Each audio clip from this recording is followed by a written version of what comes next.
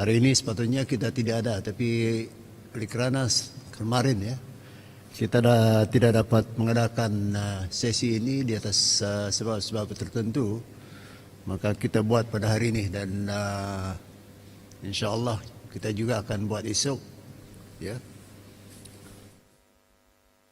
Berikut ialah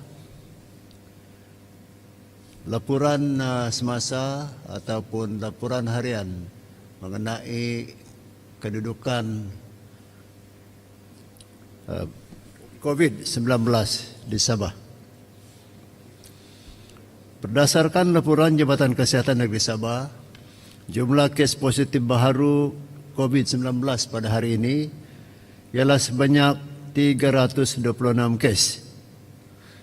Itu kalau kita lihat dan bandingkan dengan kes kemarin, ya sekitar kenaikan sedikit sebanyak 33 kes ya. Menjadikan jumlah kumulatif sebanyak 27.238 kes. Sebanyak 3 kes kematian dicatatkan. Masing-masing 1 kes di Sendakan, Kota Kinabalu dan juga di Tawau. Bagi pihak Jawatan Kuasa Pengurusan COVID Negeri Sabah, kami ingin merakamkan takziah kepada semua keluarga yang terlibat.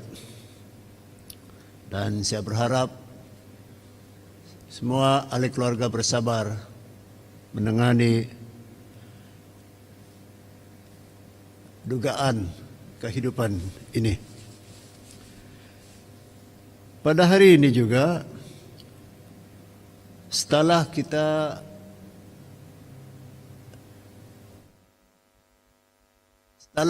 update statistik kita, saya ingin mengumumkan jumlah pesakit COVID yang telah di-discharge. Ya. Ini agar tidak ada kekeliruan. Statistik ini adalah statistik yang merangkumi angka-angka yang selama ini terkeluar daripada sistem kita dan setelah usaha telah dibuat untuk menyimak semula angka-angka,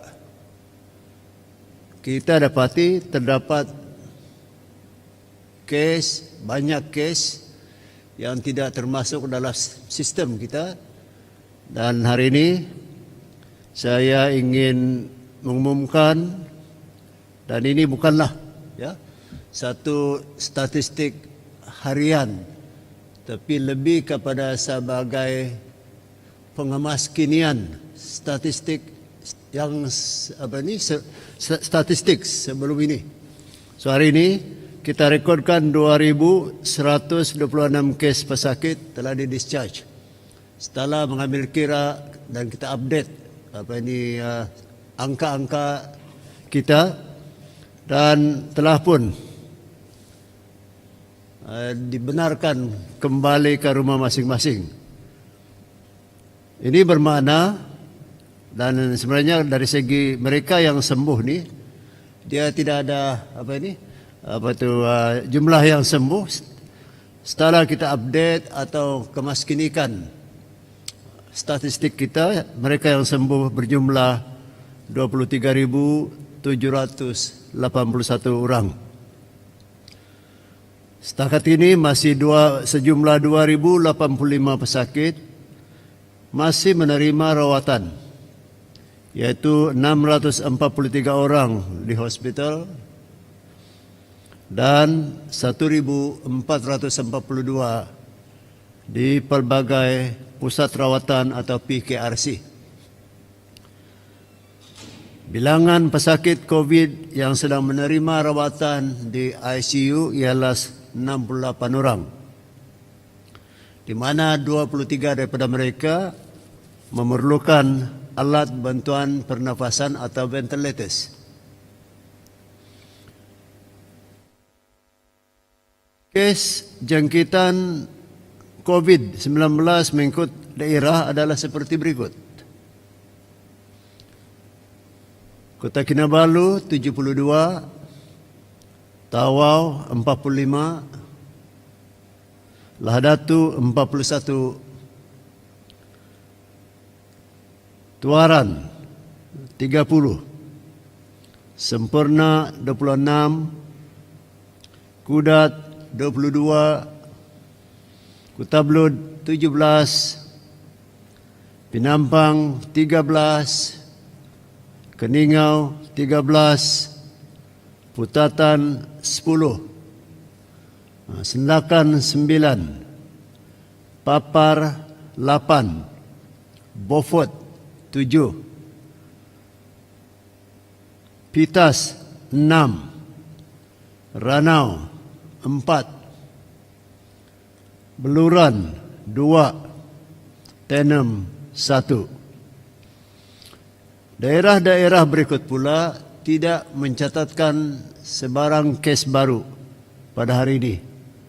Daerah-daerah tersebut ialah Kuala Penyu, Kalabakan, Tembunan, Tongod, Kunak, Kuta Marudu, Sipitang, Kinabatangan, Telupid dan juga Nabawan.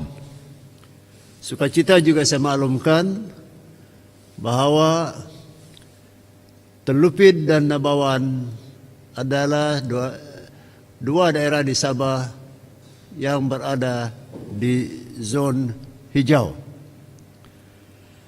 So, saya ulang sekali lagi, jumlah kes baru 326, yaitu kenaikan 33 kes dan kes kematian 3.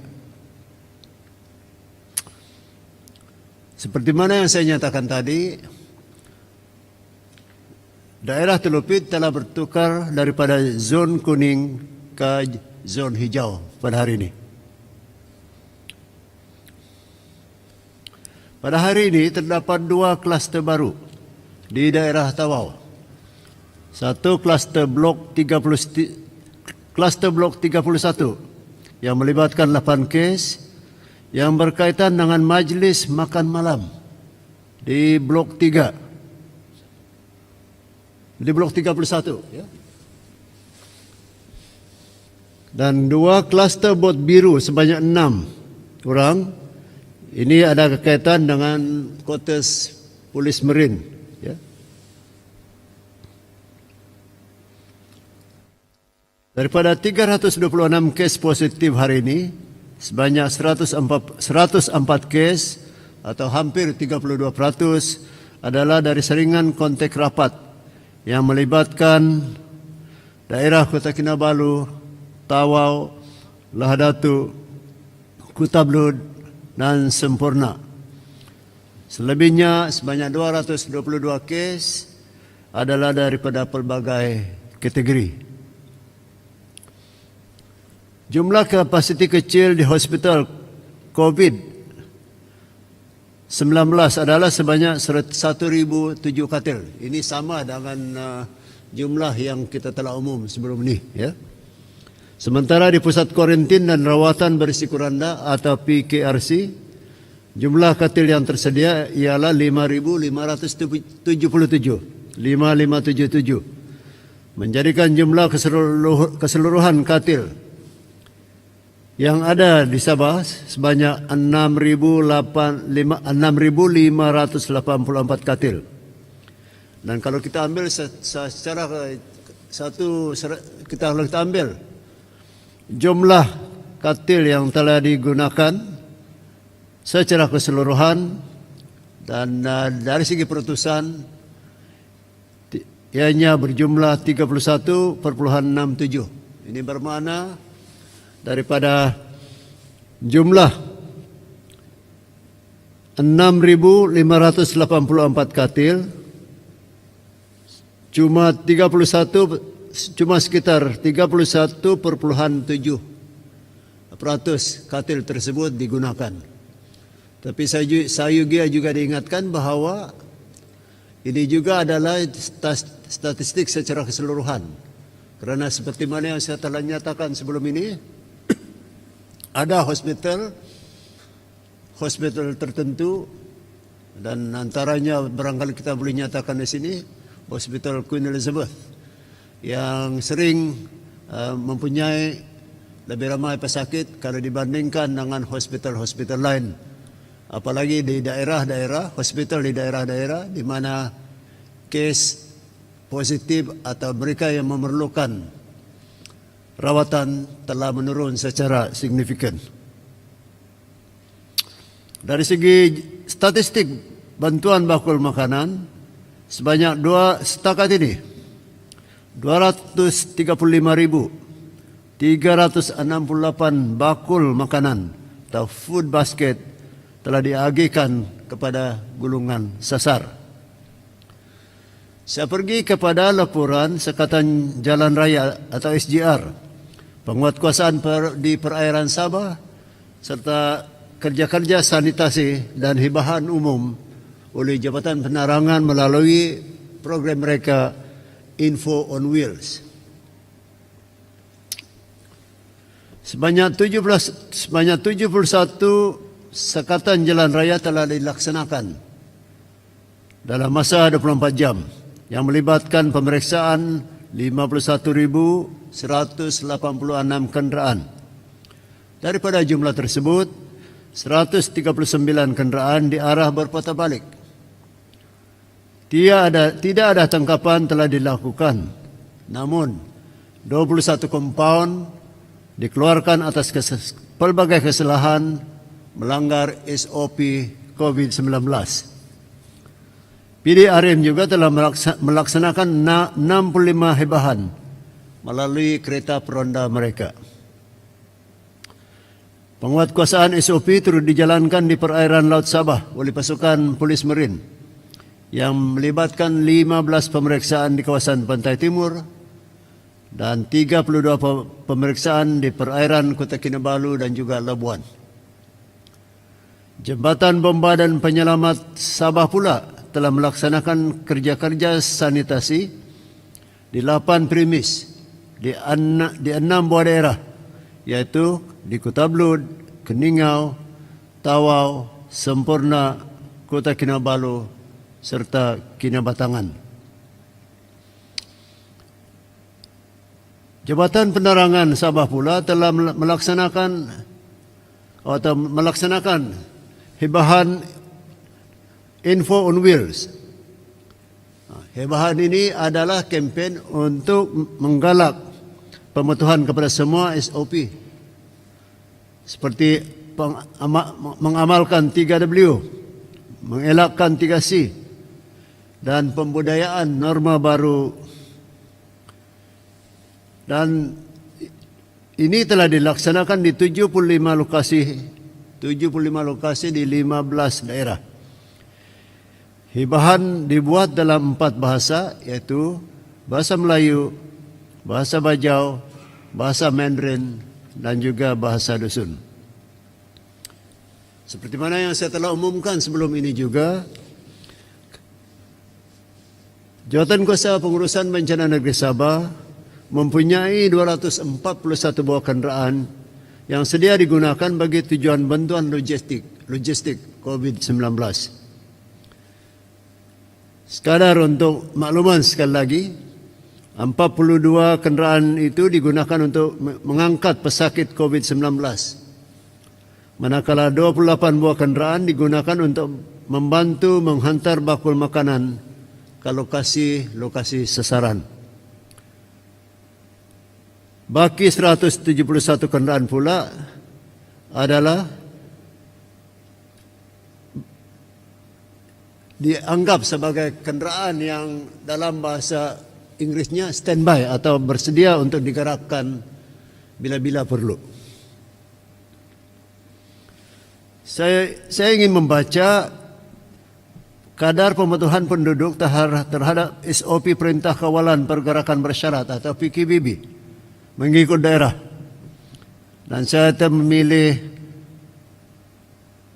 19 daerah sekadar sebagai gambaran kepada tahap pemetuhan penduduk ke atas SOP yang sedang dikuatkuasakan. Saya ingin mengucapkan tahniah kepada penduduk Kinabatangan, Sepitang dan juga Kuta Belud kerana ketiga daerah ini secara keseluruhan mempamerkan tahap pemetuhan yang paling tinggi, iaitu 99%. Saya harap ketiga daerah ini akan menjadi satu motivasi kepada daerah-daerah lain dalam usaha untuk pemetuhan. Kerana saya sering menyatakan, apapun rencana, apapun program yang diadakan dan dilaksanakan oleh Jabatan Kesihatan, pada akhirnya kejayaan kempen kita untuk memutuskan rantaian jangkitan COVID-19 ini banyak bergantung kepada sikap penduduk-penduduk itu sendiri. So, tahniah sekali lagi kepada penduduk-penduduk yang tinggal di Kinabatangan, Sepitang dan juga Kuta Belud. Dua daerah lain juga menunjukkan prestasi yang cukup baik. Kudat dan Kunak, keduanya mempamerkan pematuhan tinggi sebanyak 98.5%. Dan daerah-daerah berikut pula mempamerkan dan menunjukkan pematuhan yang juga cukup baik, iaitu 98%. Daerah tersebut ialah Kota Kinabalu, Pinampang, Papar, Kuta Marudu, Beluran, Sendakan. Dan daerah berikut pula mencapai peratusan pematuhan 97%, yaitu daerah Tuaran, Keningau, Tenem, Tawau, Lahadatu, Sendahan Sempurna, Ranau 96. Seperti mana yang saya nyatakan awal-awal tadi, saya merayulah agar kita semua penduduk dalam usaha kita untuk membantu usaha Jabatan Kesihatan Negeri Sabah untuk memutuskan rantaian penularan COVID-19 ini. Saya mintalah dan merayu sekali lagi agar semua penduduk bekerjasama dengan mematuhi semua SOP yang sedang dilaksanakan. Inilah laporan saya pada hari ini, dan saya pergi kepada beberapa soalan. Ada soalan-soalan itu adalah daripada beberapa orang pemberita, tapi dia soalan yang sama. Jadi saya cuba untuk menjawab soalan itu sekaligus. Jadi ini bermakna kalau ada soalan daripada wartawan tertentu yang saya tidak jawab, ini adalah kerana soalan tersebut telah pun ditanya oleh wartawan yang lain dan akan saya jawab. Nabalu News, apa perkembangan terkini saringan di Kampung Nahaba dan Kampung Tagudan Kuta Belud? Berapa banyak sudah disaring dan berapa ramai dikesan positif sehingga kini? Jawapan kita ialah 829 orang telah disaring di Kampung Nahaba dan Kampung Tagudan. Di Kampung Nahaba dan di Kampung Tagudan Kuta Belud setakat 26 November. Daripada jumlah ini didapati 44 orang positif dan 785 negatif, menjadikan peratusan positif sebanyak 5.3%. Soalan kedua daripada orang yang sama, penduduk kampung di Kampung Nahaba dan Kampung Tagudan dikenakan PKPD sejak 20 November lalu, menghadapi masalah mendapatkan barangan keperluan dapur dan keperluan bayi, kanak-kanak, wanita dan warga emas. Apakah langkah yang diambil untuk menangani masalah itu? Pihak kerajaan melalui Pusat Kawalan Operasi Bencana atau PKOB sedang giat menyelaras agihan bantuan bakul makanan untuk membantu para penduduk di kampung tersebut. Dan dalam hal ini, kerajaan juga ingin merakamkan setinggi-tinggi terima kasih kepada pemimpin-pemimpin politik tempatan, badan-badan bukan kerajaan atau NGO yang memberi bantuan meliputi keperluan makanan basah seperti sayur-sayuran, daging ayam dan ikan, serta barangan keperluan harian seperti pampers, sabun cuci, mandi dan lain-lain untuk membantu penduduk di kawasan tersebut. Dan tadi dinyatakan apakah langkah yang diambil untuk menangani masalah ini seperti SOP kita biasa, seorang daripada ahli keluarga dibenarkan keluar untuk membeli barangan-barangan yang bukan berbentuk makanan, ya. Dan ini adalah artinya apabila kita laksanakan PKPD ini masih ada peluang seorang daripada ahli keluarga untuk keluar bagi urusan lain yang ada kaitan dengan keperluan semasa di tempat tersebut.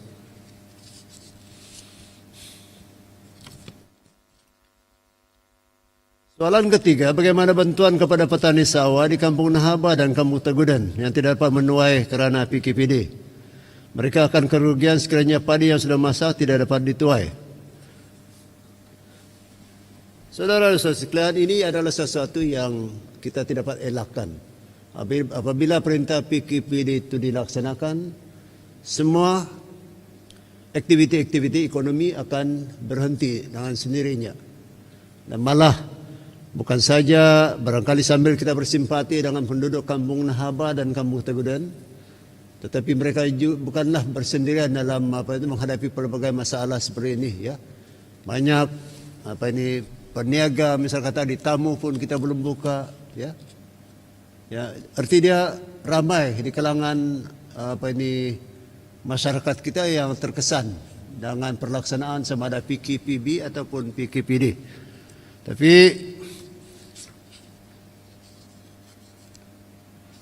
bantuan-bantuan yang di bawah sebagai misalnya bantuan prihatin COVID-19 kepada petani, pekebun, penternak dan nelayan yang berdaftar dengan Kementerian Pertanian dan Industri Makanan akan dilaksanakan. Jawapan ringkasnya ialah mereka layak untuk menerima bantuan yang diberi oleh kementerian-kementerian tertentu selain daripada bantuan-bantuan yang telah pun diumumkan oleh kerajaan. Ya. Soalan daripada Sinar Harap Harian.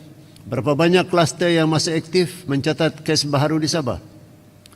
Setakat 26 November 2020, sebanyak 80 kluster COVID-19 telah didaftarkan di Sabah. 84 kluster, ya. Daripada jumlah ini, 63 kluster masih aktif. Manakala 21 kluster telah pun ditamatkan.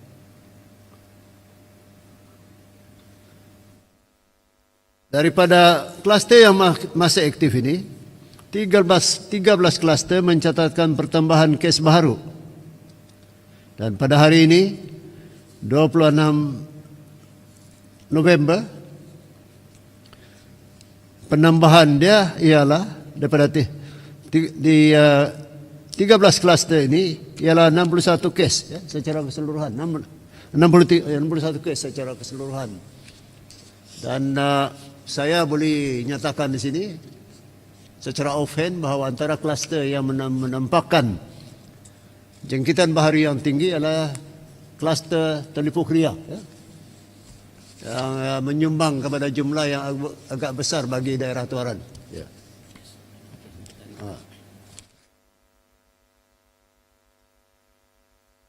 Jadi itulah kedudukannya. Saya barangkali boleh ulang balik. Setakat ini 84 kluster dikenal pasti dan berdaftar. 63 kluster daripada 84 tersebut masih aktif. Dan 21 kluster telah tamat, ya. Dan di kalangan 63 kluster yang masih aktif, 13 kluster mencatatkan penambahan kes baharu pada hari ini, ya, yaitu sebanyak 61 kes secara keseluruhan. Soalan kedua daripada Sinar Harian. Sejak 4 hari yang lalu, tiada kluster baharu dikenal pasti, terutama membabitkan tapak pembinaan. Adakah ini disebabkan pihak berkuasa ada memberi amaran atau membuat pemantauan khusus bagi memastikan majikan atau pekerja tidak lagi cuai sehingga akan menyebabkan kewujudan kluster baru?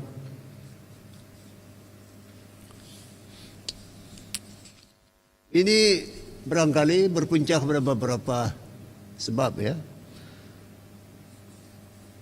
Kerajaan negeri bersama dengan Jabatan Kesihatan Negeri Sabah sentiasa berusaha membantu majikan agar pekerja mereka mematuhi semua SOP industri pembinaan,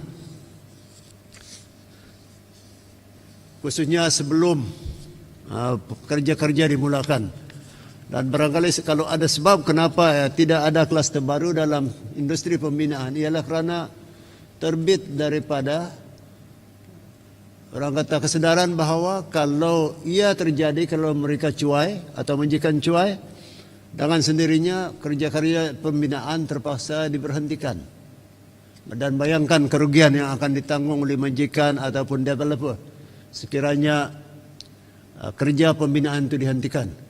Jadi demi untuk kebaikan mereka sendiri, ya, demi kelancaran aktiviti pembinaan yang mereka lakukan, adalah lebih baik bagi mereka untuk memastikan pematuhan kepada semua SOP yang dikuatkuasakan di tapak pembinaan, agar kerja-kerja pembinaan itu tidak terhenti di tengah jalan kerana ada pekerja mereka yang didapati positif. Saya barangkali ambil kesempatan ini juga untuk kita merenung semula pelajaran yang kita terima daripada kes kilang di Selangor, ya, dalam beberapa hari ini, yang mengakibatkan hampir semua kilang tersebut telah diberhentikan operasinya kerana jumlah jangkitan COVID yang begitu tinggi. Sudah pasti ini telah merugikan syarikat yang berkenaan kerana terpaksa memberhentikan operasi mereka.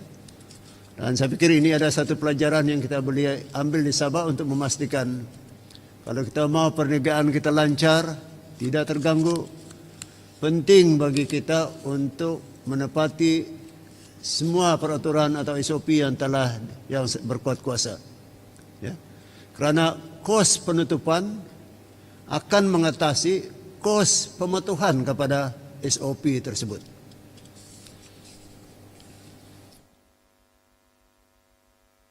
Soalan ketiga telah pun saya jawab tadi, ya, daripada sinar harian mengenai ini pun ada kaitan dengan Kampung Nahaba, ya. Seterusnya soalan daripada Daily Express. It was reported previously there is a COVID-19 super spreader detected in Sabah. Is this already under control or still detected and spreading in the state? How many cases in Sabah detected which indirectly caused by COVID-19 super spreader so far?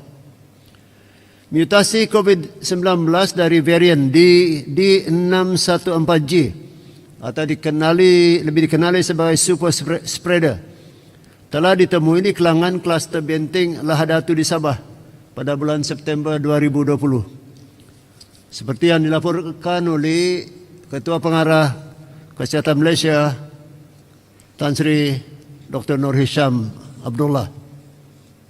Setakat 25 November, sebanyak 1,157 kes positif dikaitkan dengan kluster Benteng Lahadatu, manakala berkaitan varian D614G dengan kluster-kluster lain sukar atau tidak boleh dibuktikan, ya. New clusters continue to emerge in Sabah. Why? How many of these clusters are interconnected? Jabatan Kesihatan Negeri Sabah sentiasa membuat surveillance jangkitan COVID-19 di kalangan masyarakat dengan melakukan seringan-seringan wajib dan tersasar seperti seringan pengembara, seringan pra kemasukan ke hospital, seringan pra rujukan, seringan sebelum memulakan pekerjaan dan lain-lain lagi. Pelaporan kejadian kluster baru berlaku apabila terdapat pola jangkitan dalam masyarakat yang tidak dibuktikan berhubung kait dengan kluster-kluster yang sedia ada. Kaitan antara kluster-kluster adalah sukar dibuktikan secara tepat kerana jangkitan COVID telah terjadi di dalam komuniti dan terdapat di kalangan mereka yang dijangkiti tapi tidak menunjukkan sebarang simptom. Yeah. So in short, the interconnection is difficult to prove. Yeah. That's basically what sum up. I mean, that's basically sum up the answer. Yeah.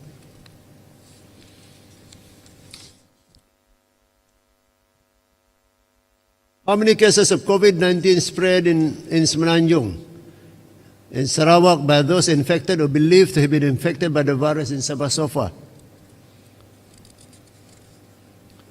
Kes-kes jangkitan kluster COVID-19 di Semenanjung, Sarawak dan Labuan yang dikenal pasti berpunca daripada Sabah diberikan nama awalan Bah. Ini bermakna kalau ada perkataan Bah itu artinya dia source dia atau puncanya daripada Sabah. Bermula dari lewat September 2020 hinggalah ke hari ini, terdapat 25 kluster dikenal pasti berpunca daripada jangkitan di Sabah. So there are quite a huge number of clusters that originated from Sabah. And it's been traced in West Malaysia, especially, yeah. So if there is a cluster, we start with Bah. That basically denotes that it originated from Sabah. We don't have the exact number of the number of people that have been infected indirectly or by the cluster that originated from Sabah. But if I'm not mistaken, yeah. The last one that I know is at least in the region of about 564 or 563. Yeah? Number of West Malaysians. I don't have a number for Sarawak or Labuan, but for Semenanjung, Malaysia, once upon a time, most of the clusters that new cluster initially started in Semenanjung are all originated from Sabah after the end of September. And to date, if I'm not mistaken, you are talking about somewhere about probably about 463 or 464 people that have indirectly caught up the virus from those who have come to Sabah during the last elections. Semalam kerajaan membenarkan individu yang tiba dari Sabah, Semenanjung, Sarawak dan Labuan hanya perlu jalani ujian swab 3 hari sebelum keluar daripada Sabah.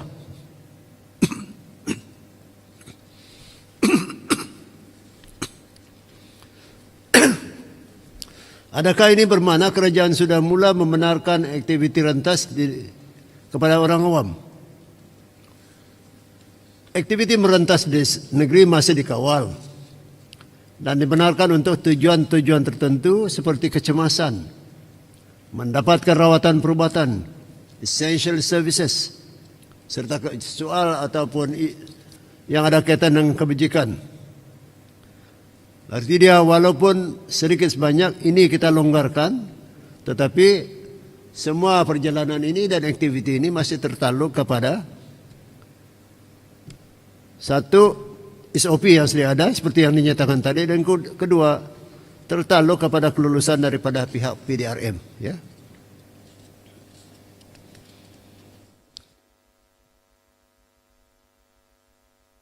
Soalan seterusnya ialah kes baharu di Sabah menurun selama 4 hari berturut-turut hingga semalam.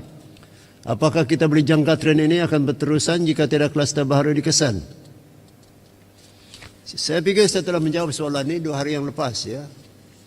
Hari Senin kalau saya tak silap.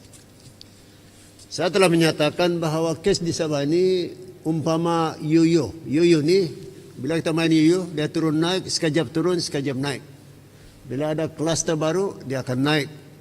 Atau bila keputusan saringan di kluster-kluster yang sedia ada itu keluar diketahui, dia akan naik. Tapi kalau kita ambil statistik pada hari ini ya, sebelum itu semalam terjadi kemarin lah 293 ya letak sadap ya, dan hari ini naik 33 kes.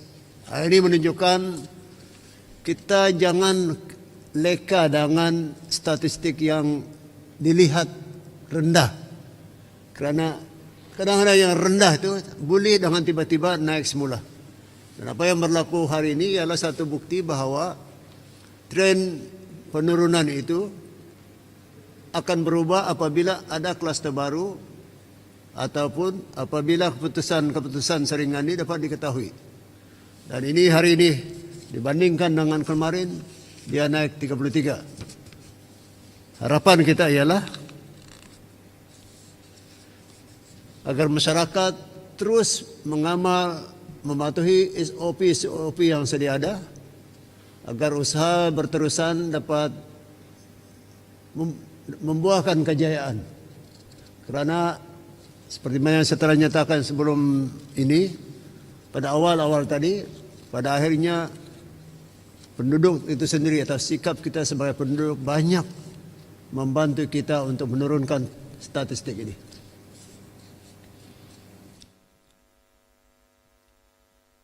Soalan terakhir yang bertulis ialah, setakat ini berapa ramai petugas kesihatan Sabah didapati positif COVID-19 dan berapa ramai yang telah diperintahkan menjalani kuarantin? Berapa kes aktif melibatkan petugas kesihatan? Setakat 26 hari bulan November, seramai 734 orang kaki tangan kesihatan telah didapati positif secara kumulatif. Tidak setakat 26 hari bulan, setakat hari inilah.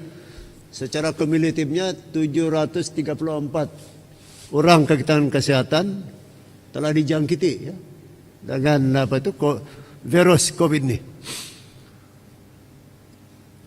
Dan daripada jumlah ini 85 orang atau sekitar 11,6% masih berstatus aktif.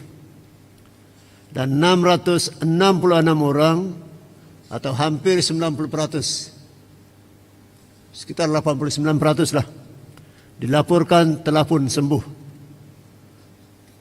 Dan seramai 490 orang pula masih atau sedang menjalani perintah kuarantin. Ya. Jadi kalau saya boleh simpulkan, ramai juga kaki tangan kesihatan kita yang telah dijangkiti dengan virus ini semasa dalam bertugas ya. 734 orang setakat ini. Yang baiknya daripada jumlah ini 666 orang telah pun sembuh. Jadi inilah jawapan kepada soalan yang saya telah baca tadi. Dan kalau ada soalan-soalan tambahan, saya persilakan kepada media untuk bertanya.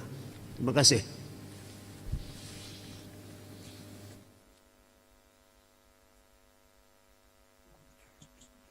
Good evening, Dato'. Yes. I'm Eng from Sinchil Daily. Yes. My questions is about the medical waste created during this pandemic COVID time.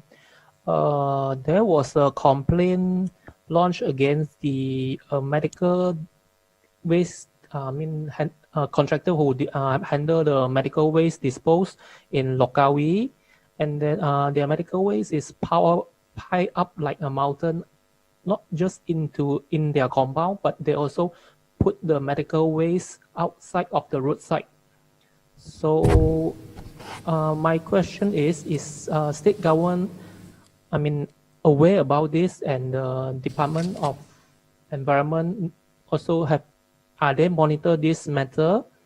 And then how would state government speed up the disposal of this medical waste, because it's quite hazard, to ordinary people?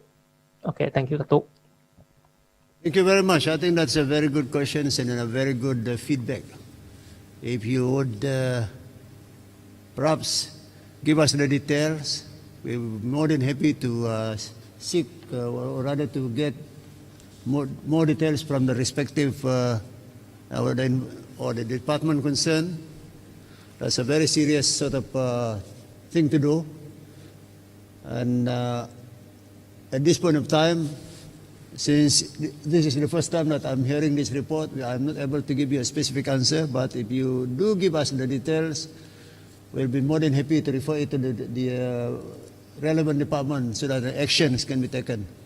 Thank you very much. I think that is a very good report. I mean, it's a very good feedback. And we appreciate this report.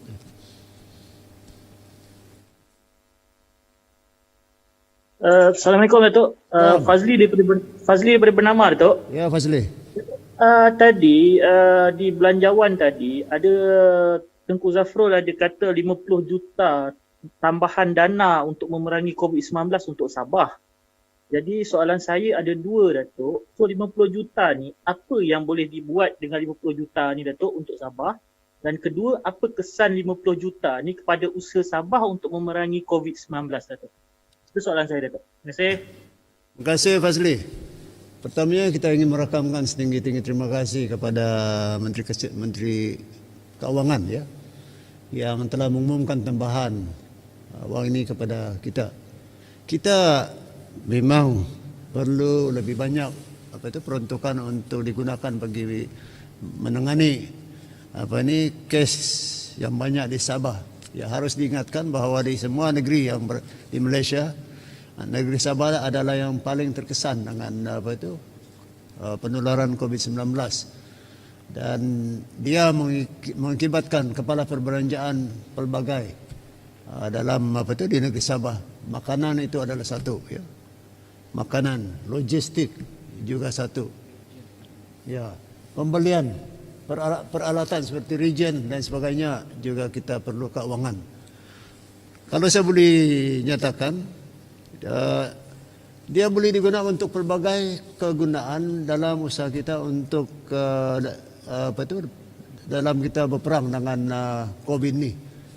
Dan sudah pasti sedikit sebanyak kerja kita lebih mudah dengan penambahan keuangan.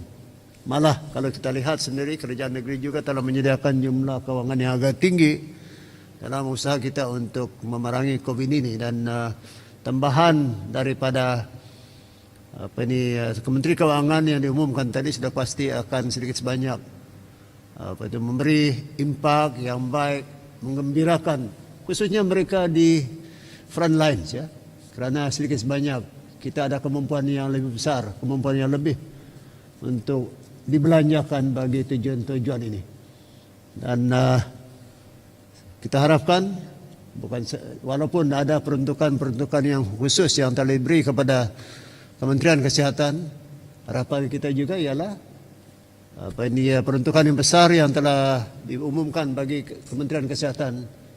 Kita harapkan sebagian besar daripada itu akan juga digunakan untuk di Sabah, bukan setakat 50 juta yang telah diumumkan tadi. Terima kasih.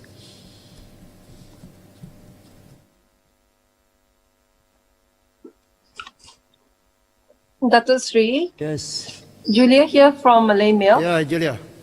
2 days ago, there was a statement from the Ministry of Health to abolish the mandatory 14-day quarantine for travellers coming from Sabah to West Malaysia. Does this policy apply coming into Sabah as well? Yes, it does. Yeah, the same rule applies. In fact, one of the reasons why we have appealed for that 14-day compulsory what they call this compulsory quarantine be taken off is because those that come from Semenanjung to Sabah need not do a 14-day quarantine. Yeah. Yeah. Yeah. So long as they make certain conditions. Yeah. PCR. Yeah. And 3 days before the flight to Sabah. Lah. So we feel, and this was well said by the minister, that we feel that the number have somewhat stabilized or is stabilizing in Sabah. So perhaps that the 14-day requirement of a compulsory quarantine may not be necessarily be implemented or may not necessarily be to continue to facilitate, I would use the word, essential travels between Sabah and Semenanjung or Kuala Lumpur. But I must say that it has to be utilized with the greatest of cautions. The idea is not to reflect that we have become a bit too complacent, but rather we believe that while we are trying our best to handle the war against COVID, but there are essential travels that need to be done between Kota Kinabalu or Sabah and Kuala Lumpur, and we need to facilitate that travel on conditions that are very conditions that is OP and other conditions are adhered to by the travelers. Yeah. I hope I've answered you, Julia. Yeah? Yes, thank you. But actually, there was also some people or some criticism to say that it was conveniently timed with the Keningau MP's controversial early release from the health ministry before this was announced, actually. So any comment on that? I don't think so. I can assure you, I attend the MKN meeting on COVID nearly every day. And it was, I personally actually appealed to the federal government to lift the 14-day requirement long before this issue comes up. Because there's a genuine feeling that why are Sabahan subjected to a condition which is slightly harsh, more harsh than if, say, West Malaysian come over to Sabah. So, and it was discussed in a couple of MKN meetings, and I can assure you, I attended the meetings. It has nothing to do with a politician that you have just mentioned. Thank you, Dato' Sri. So the SOP is similar for any essential travel. It has to be approved before can travel. Oh, but yes, otherwise, yes, okay. yes. All right. Thank Thank you. you.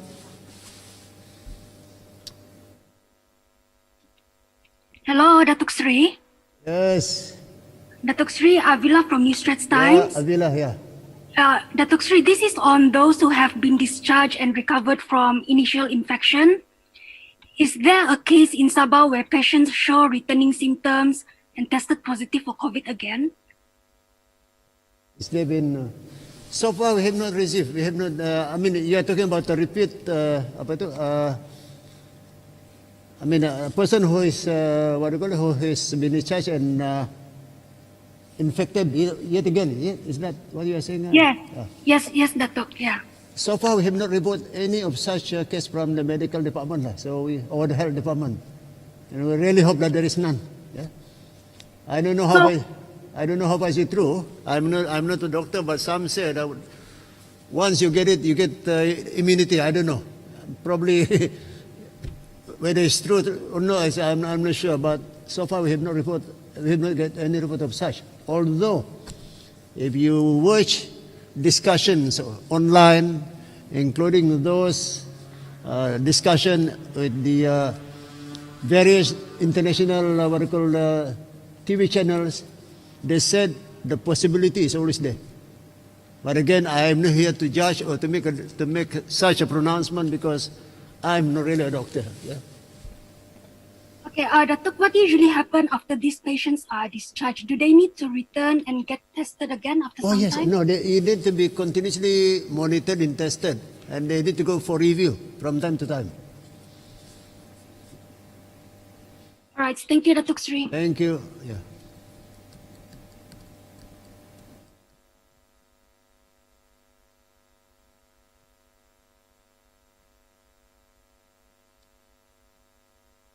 So, as I was saying just now, let's see what happens. If there's a need arises, we are going to have another live session tomorrow. Yeah. And my office will let you know if we'll have another session tomorrow, and hopefully we do. Yeah. So, terima kasih kepada semua yang terus serta dalam sesi kita pada hari ini. Dan as I said, on behalf of the center, COVID Management Center, we would like to express our thanks to all our media friends who has been more than helpful to us. And I want to say once again here, you may not realize it, but your assistance in getting the words out to the public have been of immense help to us, and we hope that you will continue to do so. Terima kasih. Assalamualaikum warahmatullahi wabarakatuh.